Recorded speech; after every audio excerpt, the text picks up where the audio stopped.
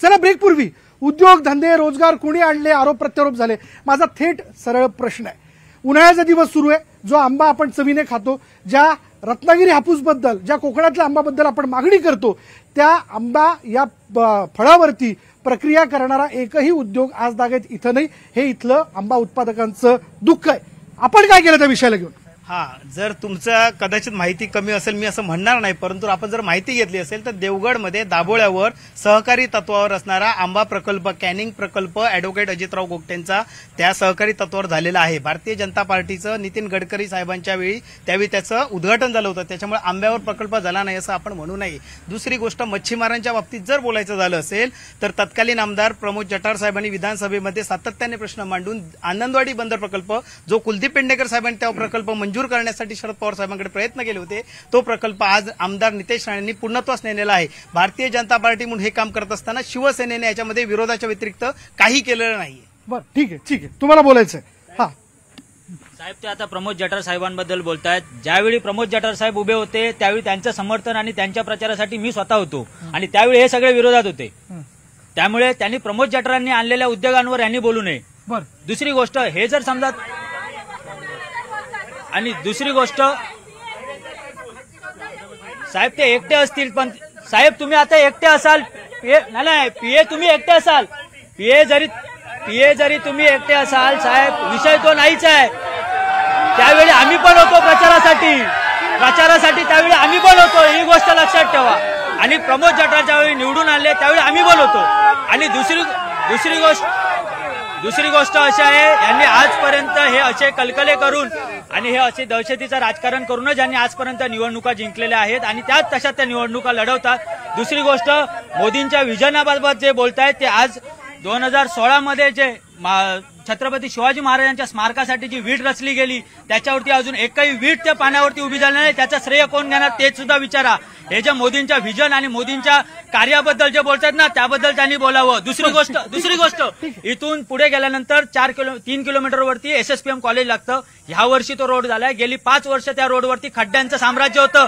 त्यावेळी ते काय करत होते, नारायण राणे काय करत होते तेही विचारा. ते स्वतःच्या कॉलेजकडे जाणारे रोड करू शकत नाही. बोला तुम्ही. हॅलो, एक मिनिट. तुम्ही आंब्याच्या प्रश्नाबद्दल विचारलेलं आहे, हापूस आंब्याचं तुम्ही विचारलेलं आहे की याच्याबद्दल संशोधन केंद्र का नाही झालं. खरं म्हणजे संशोधन केंद्र व्हायला पाहिजे होतं.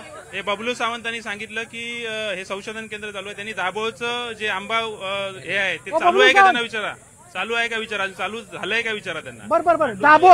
आणि दुसरी गोष्ट म्हणजे याच्यावरती आंब्यावरती रोग किती येतात दरवर्षी वेगवेगळ्या. ह्या वर्षी थ्रिप्सचा रोग आलेला होता, त्याच्याबद्दल आमदार नितेश राणे यांनी काय केलं याच्याबद्दल आणि कुठचं संशोधन केंद्र तयार केलं. आता रामेश्वर इथे संशोधन केंद्र करणार म्हणून सांगितलं होतं, का तयार केलं गेलं नाही आतापर्यंत. 10 वर्ष तुम्ही आमदार आहात, त्या आंबा या त्या रोगाबद्दल तुम्ही का नाही करू शकला काही.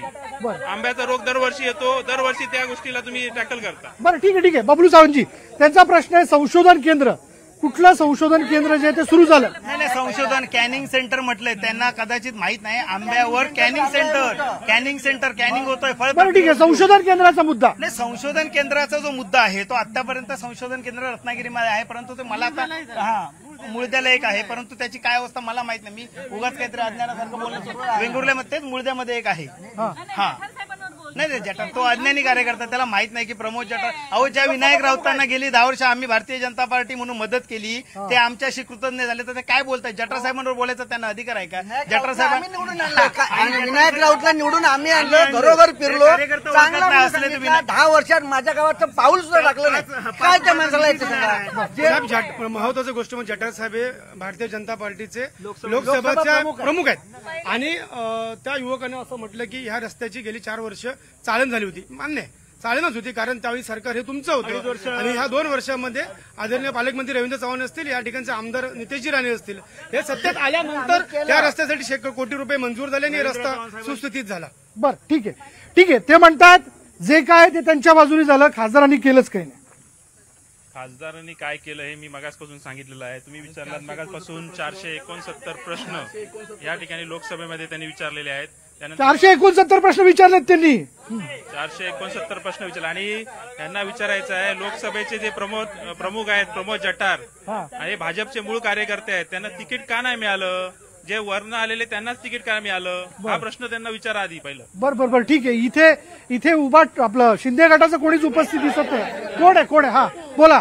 हा त्यांनी जे सांगतात तर विनायक राऊतांनी 400 किती प्रश्न विचारलेत, ते 489 प्रश्न नाईकांना विचारले, वैभव नाईकांना विचारलेले आहेत आणि संसदेमध्ये नाहीत. गोष्ट नंबर 2, ते 10 वर्ष ह्या मतदारसंघात ते नेतृत्व करतायत ना, त्यांच्यामुळे ह्या मतदारसंघात प्रॉब्लेम निर्माण झालेले आहेत. ते आता पाय उतार झाल्यानंतर सगळे प्रॉब्लेम सॉल्व्ह होतील. तुम्ही परत या, आम्ही तुम्हाला भेटतो. बरं. प्रमोद जठार यांना तिकीट मिळालं नाही याचं दुःख आहे का तुम्हाला, असं ते विचारतात? एक लक्षात घ्या, हे दाणे टाकून कोंबडी झुजवायचे काम त्यांचं हे सगळ्या नायकांना आणि कारखान्यांना सवय आहे. कोण भडकणार नाही. सगळे प्रयत्न झाले, त्या सामंत बंधूंना भडकवायचे प्रयत्न झाले, मनसेला झाले, आमच्या आपापसात जुना नवा भाजपचा वाद करायचे प्रयत्न झाले. काही तुमचे सगळे दोर कापलेले आहेत. उरलेले 7 तारीख पर्यंत जे दिवस आहेत ते अतिशय आनंदाने एन्जॉय करा आणि त्यानंतर माझी खासदार म्हणून पाठी लावा. नंतर परत 6 महिन्याने येणाऱ्या निवडणुकीत माझी आमदार म्हणूनची सुद्धा पाठी तयार ठेवा. बरं ठीक आहे. किरण दादा प्रचंड इच्छुक होते. उदय सामंतांनी शेवटपर्यंत प्रयत्न केला, देव पाण्यात ठेवले, त्यांना उमेदवारी मिळाली नाही याचं दुःख आहे का तुम्हाला?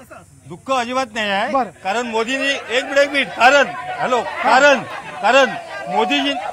मोदीजींचं स्वप्न पूर्ण करण्यासाठी 400 पार होण्यासाठी आम्ही कुठेतरी माघार घेतलेली आहे. त्याची काळजी विरोधकांनी करू नये. आम्ही एक दिलेले काम करतो. आज सुद्धा आमची मीटिंग झाली आहे किरण दादांसमोर आणि पालकमंत्र्यांसमोर. हम साथ है, हम सब साथ है. ते म्हणतात हम साथ है. नाही पटतंय तुम्हाला? ते सगळे सोबत आहेत.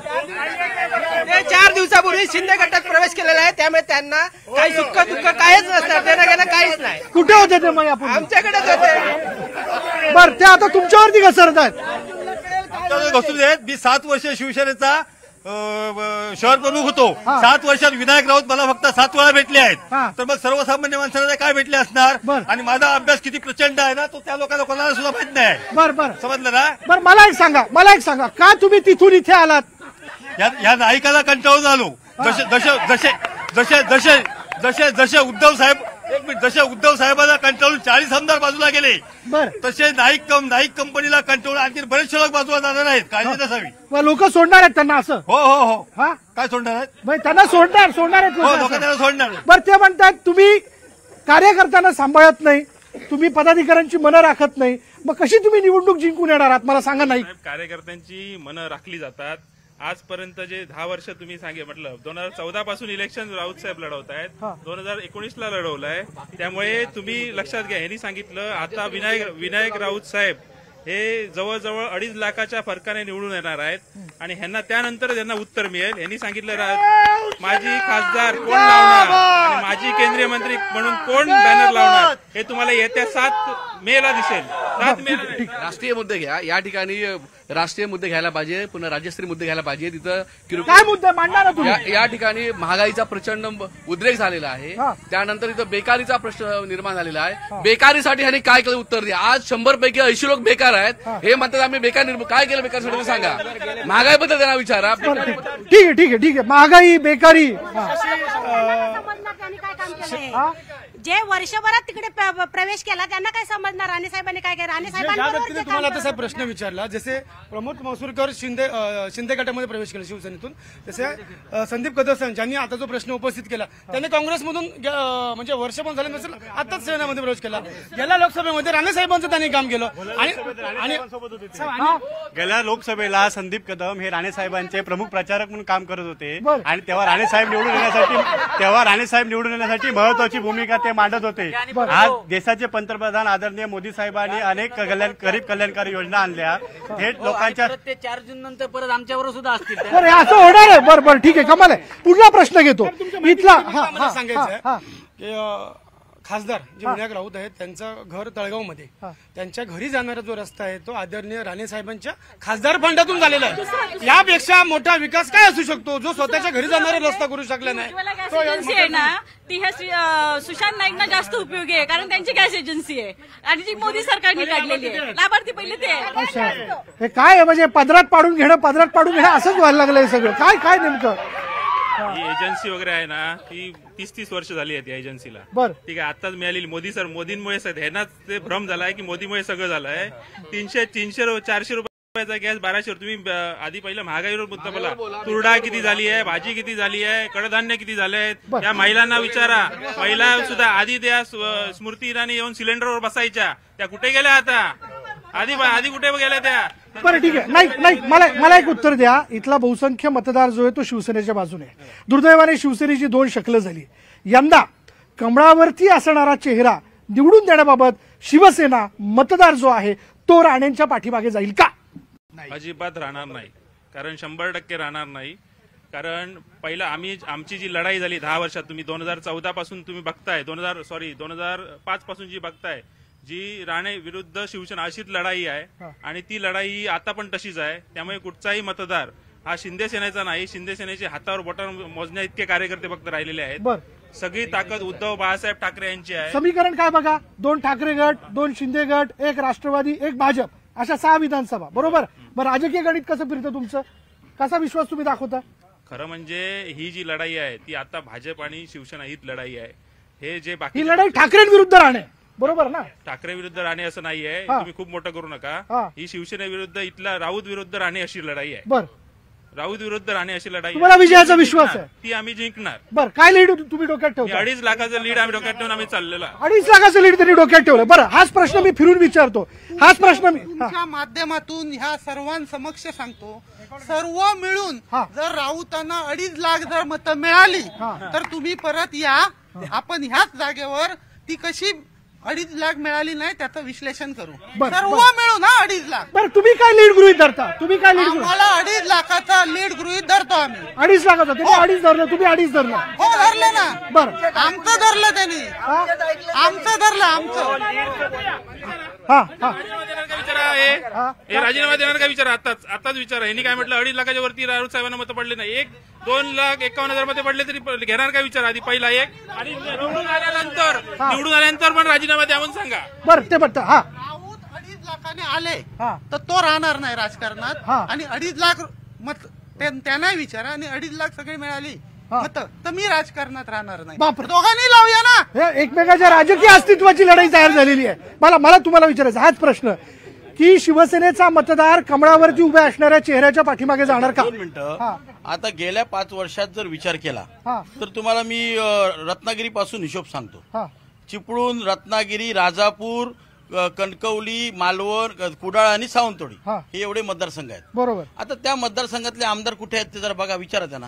2 ठाकरे गट आहे, 2 शिंदे गट आहे, 1 राष्ट्रवादी, 1 भाजप आहे. आता राष्ट्रवादी चिपळूणचा आमदार माझा आहे, शेखर निकम साहेब आहेत. बरोबर. ते गप्प बसणार आहेत काय? ते तुमच्यासाठीच काम मग ते 15-20 हजारचं तिथे लीड देणार. इकडे उदय सामंत साहेब गेल्या वेळी 60,000चं लीड दिलं. नक्की देणार आहेत? 100%. नक्की 100%. बघा. हो, ऐका 2 मिनिटं. हा हिशोब तुम्ही घातला, लक्ष द्या. हा हिशोब तुम्ही घातला आणि त्या पद्धतीने काम चालू आहे. आता कसं आहे की विरोधकांना संधी द्यावी लागते किंवा बोलायला. आता बोलून ते 5 तारखेला गप्प. दादा आपलं नाव? मी अभित नाईक, राष्ट्रवादी जिल्हाध्यक्ष आहे. बरं, राष्ट्रवादीचे जिल्हाध्यक्ष अभिजित नाईक. अभित नाईक यांनी जो आता मुद्दा उपस्थित केला की हो रत्नागिरीतनं भरभरून मतदान जे आहे 100%. म्हणजे उदय सामंतांकडनं त्यांना मिळणार. 100% मिळणार. हा प्रश्न आपण रत्नागिरीतल्या लोकांना विचारू. चला, तुमचा 100% मिळणार असं त्यांनी म्हटलेलं आहे. ते म्हणतात रत्नागिरीतनं पडणार. काय तुमचं म्हणणं? दुसऱ्याची गॅरंटी तिसऱ्याने देऊ नये, समजला. त्याच्यापेक्षा त्यांनी स्वतःची गॅरंटी घ्यावी. दुसऱ्याची गॅरंटी तिसऱ्याने दिल्यामुळे काय होतं, काय होणार नाही. त्यामुळे हिशोब चला आपण असं धरू. कुठचाही नाही हिशोब आहे. आपण मतदारसंघ वाईज जाऊ ना. मतदारसंघ बाळासाहेब ठाकरे यांच्या पाठीशी ही जनता आहे आणि शिवसेना कायम कोकणाची ही उद्धव बाळासाहेब ठाकरे यांच्या पाठीशी राहिलेली आहे. तुम्ही 7 नंतर बघा हा रिझल्ट काय असणार. तो हे सगळे गप्प बसणार आहेत त्यानंतर रिझल्ट. मी काय म्हणतो नाही, एक लक्षात घ्या. 2 ठाकरे गट, 2 शिंदे गट, 1 राष्ट्रवादी काँग्रेस अजित पवार गट, 1 भाजप. कसं समीकरण कसं जुळवून आणणार तुम्ही? मला सांगा, 5 वर्षात त्यांच्यावरच सत्ता राहिली आहे का? 5 वर्षात काही नाराजी नाही आहे का आमदारकीमध्ये? सगळे काय आमदार त्यांचे असले म्हणून काय ही जनता त्यांच्यावर राहिली काय? पहिली जी मतदान झालं आहे ते उद्धव साहेबांमुळे इथे झालेलं आहे. शिंदे गटाला सुद्धा जे मतदान झालंय ते उद्धव साहेबांमुळे झालेलं आहे. शेखर निगम याच्यामध्ये झालेलं आहे ते उद्धव साहेबांमुळे झाले. त्याच्यामुळे उद्धव साहेबांची ही मतं आहेत, ही कोणाची नाही झालेली आहे, ही कोणाची मतं नाही, ही तुमच्या बाजूनेच येतील असं तुमचं म्हणणं आहे. चला हा एक शेवटचा म्हणणं घेतो, माझा शेवटचा प्रश्न घेणार आहे मी. आमचे पालकमंत्री रवींद्र चव्हाण आहेत, त्यांनी गेल्या 2 वर्षात 3,500 कोटीचा निधी जिल्ह्यात आणला. बरं ऐका, फक्त आमचे नगरसेवक आहेत रुपेश नारेकरांना, त्यांनाच फक्त विचारा पालकमंत्र्यांचं काम कसं आहे. बरं बरं ठीक आहे. ते म्हणतात पालकमंत्र्यांचं काम कसं आहे असं विचारतायत ते. पालकमंत्र्यांचा आणि यांचा किती पट्ट आहे त्यांनीच सांगावं ना. पालकमंत्र्यांचं आणि यांचं किती पट्ट ते सांगावं. पालकमंत्र्यांनी यांची काय आहे ते सगळं दाखवून झालेलं आहे त्यांना. त्यांचं पटत नाही पालक. ते निलेश राणे काय म्हणून निलेश राणे राजीनामा दिला होता ना, त्यांना विचारा. ते म्हणतात पालकमंत्र्यांचं काम कसं आहे असं विचारतात. पालकमंत्र्यांचं काम चांगलंच आहे, पण ते राण्याचे फायद्याचं होईल का विचार दे ना. राण्यांच्या फायद्याचं होईल का विचार. बरं ठीक आहे. मी शेवटचा प्रश्न घेतो. या सगळ्याच्या शेवटचा प्रश्न आहे माझा, शेवटचा प्रश्न, अगदी शेवटचा प्रश्न. जे मुद्दे आतापर्यंत की आमच्या पंतप्रधान पदाचे उमेदवार नरेंद्र मोदी साहेब आहेत, जे देशाचं कणखूर नेतृत्व आहे, ह्यांचे नक्की पंतप्रधान पदाचे उमेदवार कोण तेवढेच फक्त त्यांनी सांगावं. बरं ठीक आहे. एक तरी नाव सांगावं. माझा शेवटचा प्रश्न, जे मुद्दे आतापर्यंत उपस्थित झाले, रोजगार असेल, उद्योग असेल, त्याचबरोबर मग आंब्यावरती संशोधन केंद्र, प्रक्रिया केंद्र किंवा मग पर्ससीन नेट वगैरे जे मच्छीमारांचे मुद्दे आहेत, डिझेल परतावा हा मुद्दा असेल, हे जे वेगवेगळे प्रश्न आहेत तिथल्या स्थानिकांचे, हे केव्हा सुटतील याकडे सगळी लोक नजर लावून बसले. हे सोडवण्यासाठी तुमचा उमेदवार जर निवडून येतोय तर त्याचा ऍक्शन प्लॅन काय असेल? 100% साहेब, इथला जो मच्छीमारांचा जो परतावा होतो, गेली 2.5 वर्षामध्ये सन्माननीय एकनाथ शिंदे साहेब मुख्यमंत्री झाल्यानंतर आणि सुधीरभाऊ मुनगंटीवार मच्छीमार मंत्री झाल्यानंतर परतावा मिळाला आहे डिझेलचा. म्हणजे इथल्या मच्छीमारांचा प्रश्न कोणी सोडवला? उद्धव ठाकरेंनी 2.5 वर्षात का नाही सोडवला? या प्रश्नाचं उत्तर त्यांनी द्यावं. मी असं म्हणतोय, राणे साहेब जर खासदार म्हणून निवडून, राणे साहेब हे देशाचे केंद्रीय मंत्री आहेत. ही छोटी गोष्ट आमचे आमदार साहेब सक्षम आहेत सोडवायला. त्यांनी देशाच्या प्रश्न ते उद्योग, राणे साहेब उद्योग आणणार, 100% नवीन उद्योग आणणार, 101%, एज्युकेशन जाणार 101. ठीक आहे. पुन्हा एकदा विद्यमान खासदारांना संधी मिळते. तर हे जे मुद्दे उपस्थित झाले ते मुद्दे सोडवण्यासाठी तुमचा ऍक्शन प्लॅन काय? मला एक मुद्द्यावर बोलायचा, या देशामध्ये लोकशाही आणि संविधान हे धोक्यामध्ये आलेलं आहे आणि त्याबद्दल कोणीच काय बोलत नाही आहे. आज संपूर्ण देशाचं जर वातावरण बघितलं तर लोकशाही आणखी संविधान या गोष्टींच्या बद्दल हे बोलत नाही आहेत. आणि संपूर्ण देशामधले आणि महाराष्ट्र राज्यामधले शाहू फुले आंबेडकरचे जे कार्यकर्ते आहेत, जे आजपर्यंत कधीही शिवसेना भाजपकडे नव्हते, ते आज या ठिकाणी आलेले आहेत. अल्पसंख्याक आलेले आहेत, सगळे लोक एकत्र आलेले आहेत. त्यामुळे लोकशाही आणि संविधानासाठी आज योग्य मतदान. मी दोन्ही बाजूच्या कार्यकर्त्यांना ते नेमकं काय करणार हे विचारण्याचा प्रयत्न केला, पण मला अजूनही तुमच्याकडनं तुमचा ऍक्शन प्लॅन काय असेल हे समस्या सोडवण्यासाठी याचं उत्तर नाही आलं. खरं म्हणजे ऍक्शन प्लॅन गेल्या 10 वर्षात जे काम केलंय त्याचा पुढचा ऍक्शन प्लॅन आमचा तयार आहे. आणि येत्या काळात जे काय उद्योग आणणार सांगतायत, कारण राणे साहेबांनी 500 दोडामार्गला भाषण केलंय, 500 उद्योग आणणार, इथे 500 कारखाने आणणार. 30 वर्षात एकही कारखाना आणला नाही. पण आडाई जी MIDC आहे ती मुख्यमंत्री उद्धव साहेब ठाकरे यांच्या नेतृत्वामध्ये, ती दीपकभाई केसरकर आहे त्यांचे नेते, त्यांनी चालू करून घेतलेली आहे. हे ह्यांचं श्रेय नाहीये. आणि त्यामुळे येणारा ऍक्शन प्लॅन जो असेल, उद्योगधंदे आणण्याचा असेल, काही बेरोजगारी मिटवण्याचा असेल, महागाई कमी करण्याचा असेल, हा ऍक्शन प्लॅन हा तयार आहे. पर्यटन दृष्ट्या जो विकास करण्याचा प्रयत्न असेल, मच्छीमारांचे प्रश्न मार्गी लावण्याचा असेल, आणि मुळात आंबावरती जो फळ प्रक्रिया केंद्र असेल आणि संशोधन केंद्र असेल, ह्या संदर्भातला ऍक्शन प्लॅन विनायक राऊत साहेब घेऊन पुढे सिंधुदुर्गासाठी जाणार आहे. ठीक आहे. दोन्ही बाजूने दावा करण्यात आला की इथले जे प्रश्न जे वर्षानुवर्ष सुटलेले ते सोडवण्यासाठी म्हणून जोरकसपणे प्रयत्न केले जातील. आणि त्याचबद्दल त्यांनी दोन्ही बाजूने आपला युक्तिवाद देखील सशक्तपणे मांडण्याचा प्रयत्न केला. जनता हे बघते, जनतेला माहिती कोणी काम केलंय आणि ज्यांनी काम केलं असेल, जो संपर्कात असेल, जो लोकांना भेटला असेल, जो लोकांची काम करण्याची क्षमता ठेवतो, त्याच्याच बाजूने जनतेचा कौल असेल आणि तोच असेल